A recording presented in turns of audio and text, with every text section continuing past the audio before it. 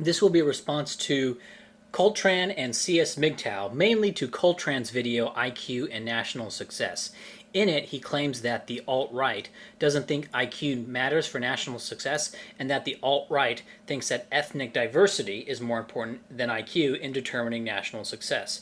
And he comes to this conclusion on the basis of a YouTube comment. Now, the original purpose of this video was to look at CS's data more closely. His video was really focused on comparing a number of different factors to see what was and what wasn't relevant in terms of national success. And I think in that video he did settle on the most significant dependent factor, the national average intelligence quotient. This video is going to be about improving the accuracy of his data analysis that IQ is the driving force behind national success. However, to start with, I think it's worth running a linear regression on the alt-right's central hypothesis, what I'll henceforth refer to in honour of the now unsubscribed SG137IU as the so-called big black cock phenomenon. Despite the fact that the alt-right can't even agree on what is racially constituted by the term white, their movement can largely be summed up by the phrase white nationalism. In other words, the most important thing, according to these people, is race. In technical terms, they believe that societal factors like crime and GDP are primarily driven by homogeneity. Okay, a problem with this is that in 2002, Richard Lynn published a book called IQ and the Wealth of Nations, in which he basically did what Colttaine did in his video, looking at the influence of IQ on all sorts of national outcomes, except he did this in much greater detail. Lynn then published follow-ups in 2006 and 2012, updating the data, having more variables, and adding to the analysis, and all of this, which are like Coltraine's video times like 100. This book has greatly influenced people like Arthur Jensen and James Rushton. It was heralded on VDare and American Renaissance, which are two of the largest alt-right sites to this day before it was even called the alt-right. And those are just two that I found like doing my little searches. Currently, Lynn's works are being published by the National Policy Institute, which is not only another major alt-right website started by Richard Spencer, but in fact, Richard Spencer coined the term the alternative right and published a magazine with that title. Richard Spencer, who is the founder of what is called the alternative right, is currently publishing a book that looks at the importance of IQ in the outcomes of countries. And it is far, far more detailed than what Colttaine does. In fact, the very IQ data that Colttaine and CS MGTOW use, it comes from the first website that you get when you do a Google search for IQ by nation. But those numbers are based on Lynn's data, right? Which is to say, the very data that they are using in their analysis comes from the alt-right. Coltrane's claim that the alt-right doesn't believe IQ influences national outcomes is just right? When the alt-right pioneered this idea and were the only ones talking about it until very, very recently. And in the future, I would recommend not taking a single anonymous YouTube comment as the last word on what a group such as the alt-right in general believes about a topic. But that aside, knowing that Coltrane's views, with some deviations, which we'll get into, is basically the view of the alt-right in terms of the importance of IQ on national outcomes, to the extent we can homogenize the alt-right. It's good to know. It's good to know. What you are saying in your video, Colttaine, about the importance of IQ is what the alt-right has been saying before it was even called the alt-right. At least since 2002, probably well before that, and in far greater detail than you're doing here. Okay, next, before getting into the basic disagreements I have, I want to clear out a few technical issues, and I guess these are also disagreements, but they're a different kind. If you don't care about this, there are timestamps in the description, so you can skip to the next section if you're finding this boring. Okay, first, when looking over Coltraine's Excel file, the IQ of Argentina, like, because Argentina A, it's at the top, and I saw Argentina popped out at me with an IQ of 70. Okay, this is definitely wrong, and in fact doesn't even line up with the source used by CS MGTOW and Colttaine. Right? So the source they cite doesn't show Argentina with an IQ of 70, and I'm not going to go country by country to see which ones they got right and which ones they copied wrong. Okay, so, and while Coltraine's analysis is probably in the main correct because, you know, it's similar to what Richard Lynn says, it's just not good to have little errors like this. All right, second, in C.S. MGTOW's video, which Coltrane's video is both based on and a response to, C.S. MGTOW actually got the correlation backwards, saying that homogeneity is correlated with homicide and crime, while it is negatively correlated with safety, GDP per capita, and IQ, when it is the opposite in every one of those things, right? Homogeneity has good stuff, not bad stuff. And he recognized his error in the comments to us, but he deleted our comments on his video pointing this out. He made no note of the error either in the description of the video, not even below or above or below the fold, nor did he add any annotations recognizing the error, and of course the video is still up. So that's kind of that's not very neat.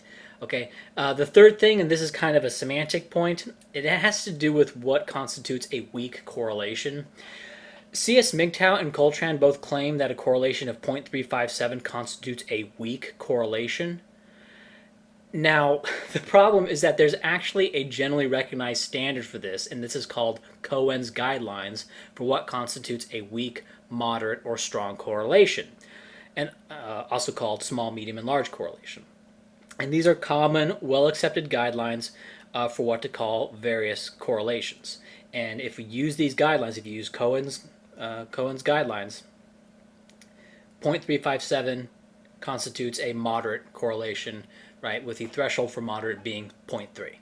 In addition, analyses of effect sizes of all things studied in the empirical literature, from economics to sociology to psychology, okay, it is found that a correlation of 0.357 would actually just barely be in the upper third of all effect sizes. And C.S. MGTOW's source for what constitutes a weak, moderate, and strong correlation is a dummy's guide to statistics. Now, it's not that's not bad. It's not stupid to use a dummy's guide. I mean, dummies are a well-known brand, and they're usually right about things. And things like what constitutes a weak, moderate, or strong correlation is pretty standardized. So you wouldn't think dummies would get that wrong. So it's not stupid to take the dummy's position on this, right? But when they make an error and it's pointed out to you that dummies' books are wrong, because I mean it's just people writing guides, right? You should recognize it. And C.S. MGTOW is not recognizing this. And it's just kind of, it's weird that this is happening. Now, a fourth thing that Coltraine and C.S. MGTOW do is they confuse variance and difference. And this is going to be a little bit complicated, but it's actually really, really, really important. In statistics, variance is defined as the average squared difference from the mean. Okay, this is important to understand, so here's an example.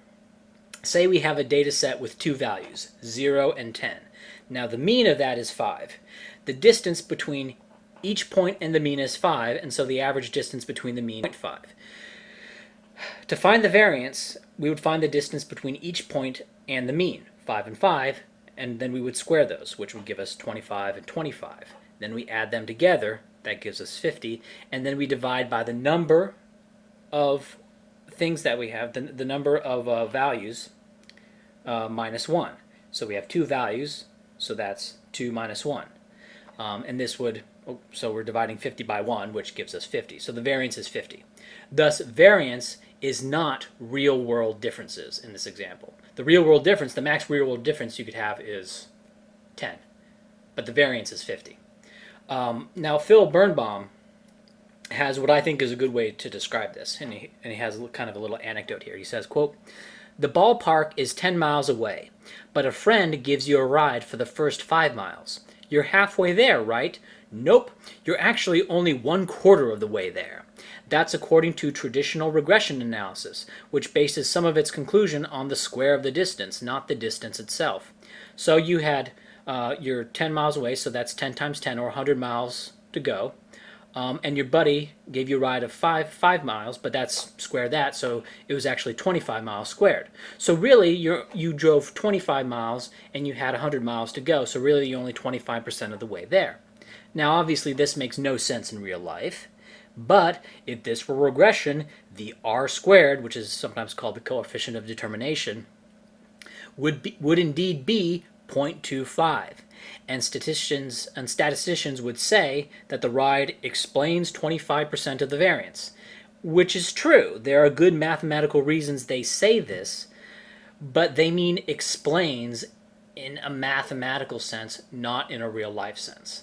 Colttaine and C.S. MGTOW don't take into account the difference between the statistical concept of variance and what is colloquially meant by difference. And this causes them to draw the wrong conclusions from their analysis, which is illustrated in how Colttaine treats some of the Persian Gulf countries. All right, in one part of the video, Colttaine decided to exclude several states around the Persian Gulf due to what he feels is a distorting effect of oil production. The first thing which immediately stands out to me on this scatter plot is this little group of nations here. GDP per capita much higher than their national average IQs should account for. The reason for these statistical outliers is rather easily explained by oil. So we're going to remove these countries from the data set. In terms of exploring GDP per capita as being a possible function of national average IQ, they are clearly outliers. Just by removing these 12 obvious outliers, we're now left with a surprisingly narrow band of countries. Running a linear regression again on this new clean data set,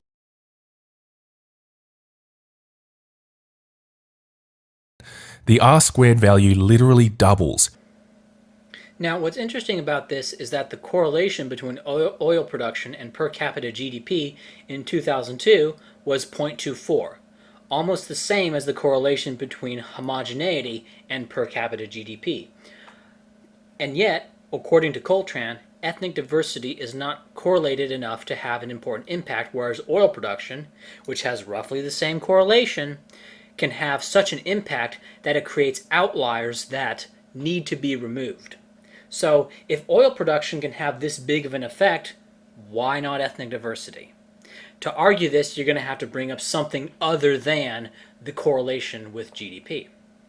And this should cause Colttaine to reevaluate his stance that a correlation of 0.24 means that ethnic diversity or oil production or anything else can't necessarily have a big impact on GDP. Right? In fact, in C.S. MGTOW's own data set, an increase from 0% diversity to 100% diversity, using his numbers, it is predicted to be accompanied by a decline in GDP per capita of 18,470. Now, is that practically insignificant? Oh, the correlation's only 0.24, right? And the r-squared is even lower, right? The proportion of variance explained by some variable doesn't necessarily tell us the practical significance of a change in that variable. All right, and here's some little examples that Sean and I thought of. Mayonnaise only explains 5% of the variation in the tastiness of sandwiches. Therefore, hugely increasing mayonnaise levels will have no effect. Salt explains little variation in steak taste. Therefore, triple the salt. In America, the proportion of people starving to death doesn't explain much variation in health. Therefore, people don't have to eat. Stabbings explain very little variation in physical health. Therefore, increased stabbings will be fine. Right? Or oil production only explains around 5% of variance in GDP. Therefore, having 100 times more oil per capita won't matter. Ethnic diversity only explains 5% of the variance in GDP. Therefore, replacing Norwegians with Ethiopians won't have any effect. And I use this to highlight something important. The correlation between two variables is not a referendum on their real-world impact. And don't just take my word for it. The textbook entitled The Essential Guide to Effect Sizes, Statistical Power, Meta-Analysis, and the Interpretation of Research Results by Paul Ellis describes it much better. He says, quote, in the right context, even small effects may be meaningful. This could happen in one of four ways. And then he describes the four ways. To assess the practical significance of a result, it is not enough that we know the size of an effect. Effect magnitudes must be interpreted to extract meaning. A far simpler way to interpret an effect is to refer to the conventions governing effect size. The best known of these are the thresholds proposed by Jacob Cohen, Cohen's guidelines. In his authoritative statistical power analysis for the behavioral sciences, Cohen outlined a number of criteria for gauging small, medium, and large effect sizes, estimated using different statistical procedures. To extract meaning from their results, social scientists need to look beyond p-values and effect sizes and make informed judgments about what they see. Okay, the next thing I want to talk about is a little criticism of the source C.S. MGTOW used for ethnic diversity differences. Now, he cited Wikipedia, which is, not the worst thing you can do.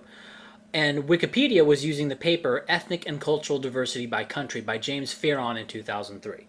And James Fearon describes ethnic diversity in a way that, to be blunt, nobody cares about. He treats a Norwegian living in Sweden the same amount of ethnic diversity as a Somali living in Sweden. Now, if you are interested in the socioeconomic effects of German immigrants to France, you and 10 other people may find what Fearon is saying relevant, okay? But by including the effects of ethnic diversity between white people and ethnic diversity between whites and other races, that's going to mask what we're really interested in and what most people think of when they hear the term ethnic diversity, okay? Because when they think of ethnic diversity, when they hear ethnic diversity, they're really thinking about racial diversity, right? Africans, Arabs, Pakistanis, Mexicans, okay? In addition, it's not relevant to what white nationalists are talking about. The white nationalist argument is incompatibility between whites and non-whites. So saying that white nationalism is silly because Danes get along just fine with Flemish people, that is neither relevant nor compelling. Okay, basically the problem with your ethnic fractionalization index, CS, MGTOW, and Colttaine, is that it is in fact an ethnic fractionalization index instead of a racial one, because race is the real issue at hand. Now, the fact that you're using ethnic fractionalization instead of racial fractionalization, does this make your entire analysis meaningless, CS, MGTOW, and Colttaine? Kind of. It kind of does.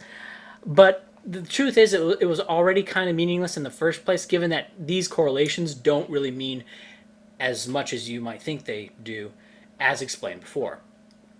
And while a measure of racial diversity is better, even a racial diversity measure is still not entirely relevant to the point that what most white nationalists and race realists would be making.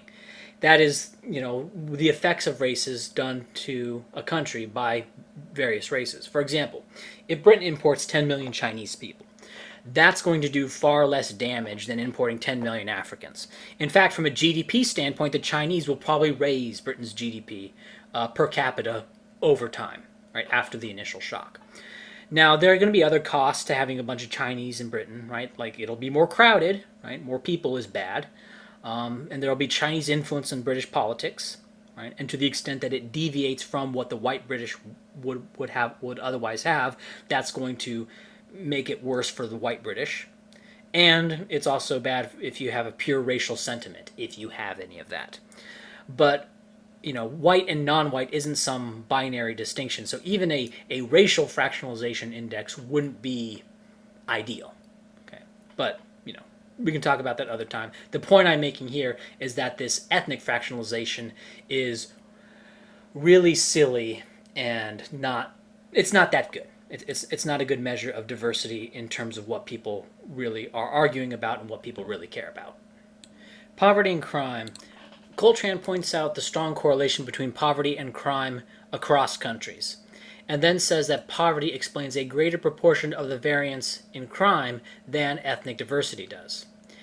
And while this is true in terms of the statistical meaning of explains or accounts for, it doesn't mean causal, and he doesn't point this out. Now, it's not his obligation to tell the viewer that it doesn't mean causation, right?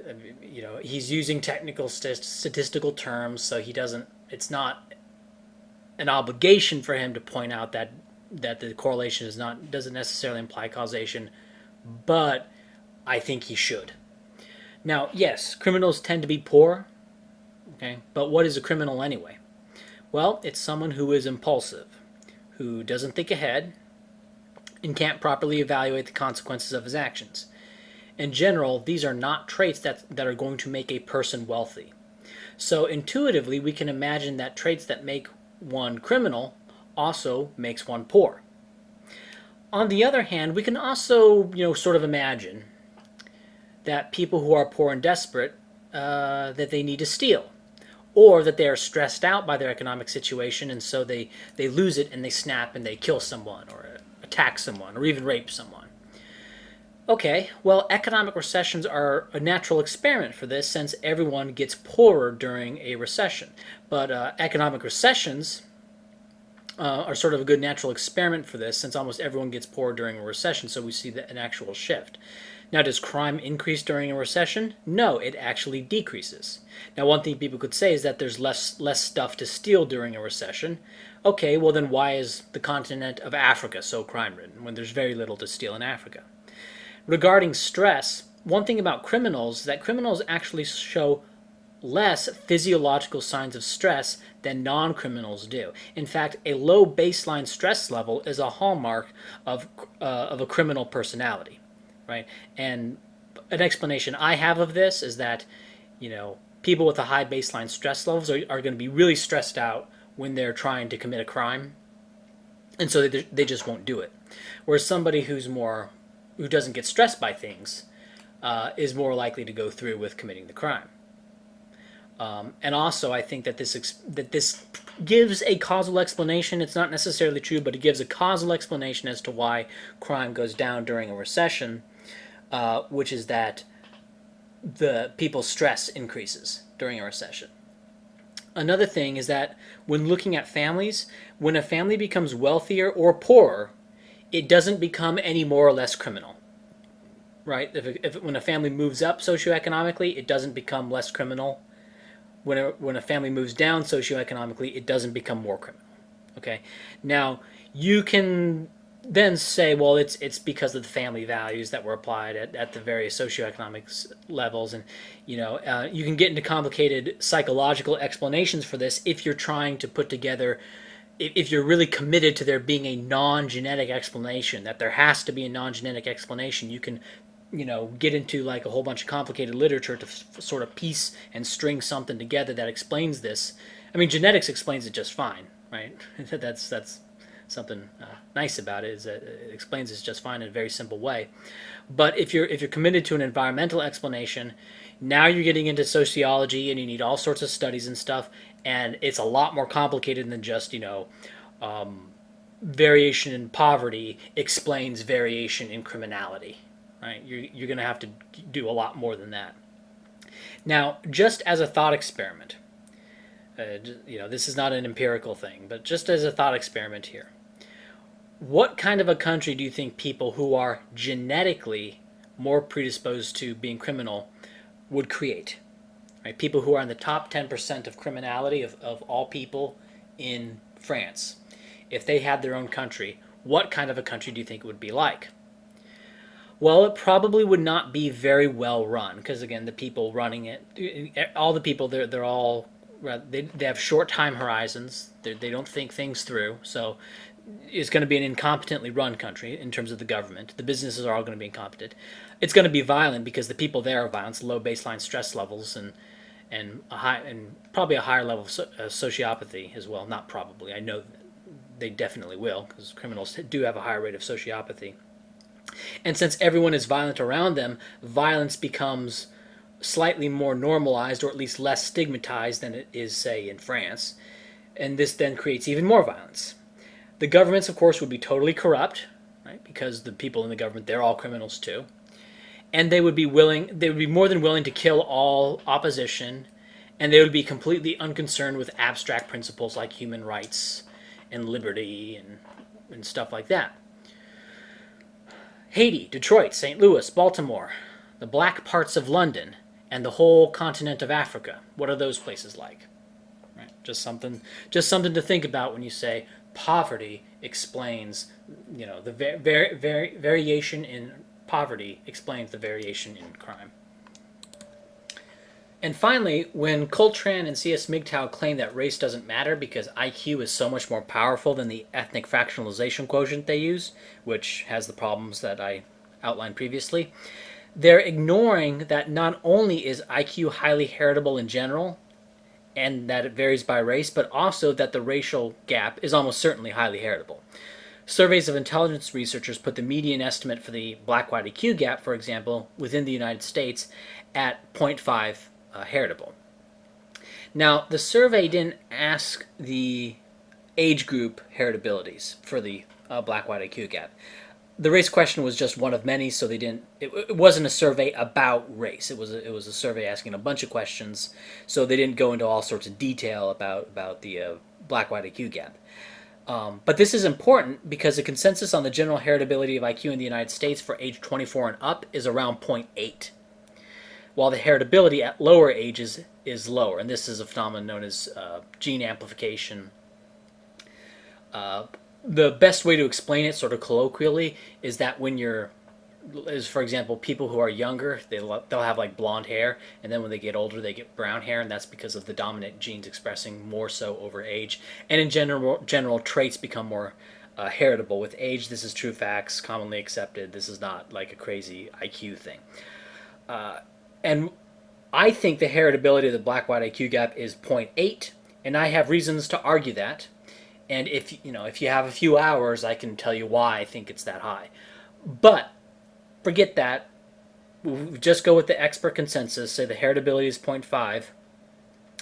Because blacks in the U.S. are about 1/4 white by admixture, and their adult IQ is 85. Okay, and yes, the age 24 on up IQ is actually slightly below 85 compared to the white 100. Some people will say, well, no, actually the black-white IQ gap has narrowed. Yes, it has, but for lower age groups. And in fact, this narrowing has been occurring since the 1990s. The problem, and so they thought that back in the 1990s, they thought that this would, well, if the black-white IQ gap is narrowing at these younger age groups, then by the time they get to adulthood, it's going to narrow in adulthood as well. That's what they thought was going to happen, but it didn't actually happen. So the adult age 24 and up is still what it is. But anyway, so they're 1/4 white by admixture, and their adult IQ is 85. This implies a pure black IQ of 80, which, if the heritability of the black-white IQ gap is 0.5, would imply that the IQ of pure blacks in the United States, this is our hypothetical population, is 90 if given an identical environment to whites. So even with that estimate, even with a 0.5 heritability, race is very relevant to IQ. So even if you're doing a IQ-based screening, which is what Colttaine was saying, there's going to be a disparate racial impact, right, if you do IQ-based screening. And this video is getting kind of long, but I also argue that there are reasons to screen for race qua race for immigration policy. Not just screening for IQ, and sure, race is going to correlate with that. No, you should screen for race qua race. Certainly IQ-based screening would definitely be an improvement over like just the non-policy. Like there's like no policy. They literally, like the US government literally has an immigration lottery that people can enter into to get visas. It's insane. So IQ-based screening would definitely be an improvement, but there are reasons to screen for race. And if we do a debate on this, that's one thing we could get into. We could get into white nationalism versus IQ nationalism. And so one thing that is very bizarre is that C.S. MGTOW and Colttaine are talking about what they call the alt-right, making arguments against what they think the alt-right is saying, like in this case. And they also consider Sean and I to be part of the alt-right. And it would be nice to include us in their conversation about our views. They make videos back and forth to each other about race, about IQ, about race mixing, talking about the alt-right. But then when we make video responses to them, they just ignore it. Or they'll leave like a comment and then go back to talking to each other about it. it seems like they want to talk to each other about the alt-right instead of actually having to argue with the alt-right, which they consider us a part of. You know, they kind of like to have their group therapy sessions and then post videos about their group therapy sessions as if that's like real content. But so Sean and I are challenging Colttaine and CS MGTOW to a 2-on-2 debate, the specifics of which we can discuss in private. I mean, you guys will go on for hours and hours talking to each other about how wrong we are about everything. So if we are as bricked brain as you say we are, well, then this should be easy. And it's certainly something that your audience will definitely enjoy. So all problems aside, though, with Colttaine and CS MGTOW, it should have some perspective, is that YouTube has taken giant steps from where it was in 2011. The Amazing Atheist and Thunderfoot are mostly making videos about feminism and what SJWs, right? And they're calling out, and they also call out insane anti-white racism. The Amazing Atheist is recently responding to like these black people who are making racist attacks against whites, accusing whites of all sorts of things and accusing whites of thought crimes, not being deferential enough and to blacks and stuff. Now, he obviously doesn't frame it in those terms. He doesn't call it anti-white racism. He doesn't call it, blacks demanding, special recognition and deference from whites. But that's basically what's happening. And even if he's not making it explicit, that's certainly something you never would have seen back in 2010, right? Back in 2010, the Amazing Atheist was he was seeking out and searching for neo-Nazis to respond to back then. Right, just ridiculous stuff. And of course, the MGTOWs, they're talking about IQ. In 2011, one of the topics of debate was, does IQ even matter? Right, ridiculous, a ridiculous thing to have a debate about. Right, I mean, that's a debate that exists in the public, but among like the researchers, like no, there's not a debate. IQ is more. Anyway, I'm rambling. So there has been terrific progress. And also race denial seems to be an increasingly fringe idea.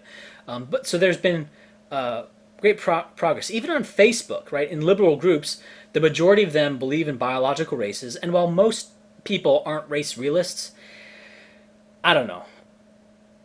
They don't seem as resistant to race realist arguments as they used to be. This is not a scientific thing. I'm just sort of giving, Ryan's like personal experience. And while Trump may lose the general election, his campaign shows a rise in implicit white nationalism. And as stupid as this new alt-right thing can be from time to time, it's still 100 times better than what the old blood-in-the-face types back in 2010 and earlier were. So I'm rambling a little bit. To conclude, I hope Colttaine and CS MGTOW take into consideration the criticisms in this video and accept the debate challenge that we're putting here so that we can keep this ball rolling.